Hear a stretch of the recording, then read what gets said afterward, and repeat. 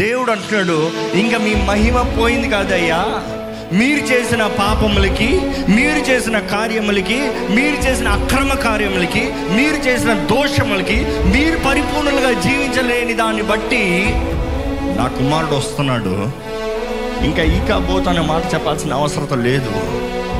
Emmanuel, క్రీస్తు పరిపూర్ణుల కొరకు రాలేదండి. అర్థమవుతుందండి? ఈరోజు పరిపూర్ణులు అయిన తర్వాత క్రీస్తుని వెంబడిద్దాం అనుకుంటున్నాం, అయితే వేస్ట్. ఎప్పటికీ ఎప్పటికీ వెంబడించలేదు. క్రీస్తు మంచి వారి కొరకు ఈ భూమిలోకి రాలేదు. ఆయన పాపుల కొరకు వచ్చాడు, బలహీనుల కొరకు వచ్చారు, చేతకాని వారి కొరకు వచ్చాడు, అవమానం పొందిన వారి కొరకు వచ్చాడు, తుణీకరించబడిన వారి కొరకు వచ్చాడు. ఈరోజు మీరు ఎటువంటి పరిస్థితులు ఉన్నా సరే, క్రీస్తు మీ తోడున్నాడు, యేసు మీ తోడున్నాడు అని నమ్మాలండి. ఇమ్మానుయేల్.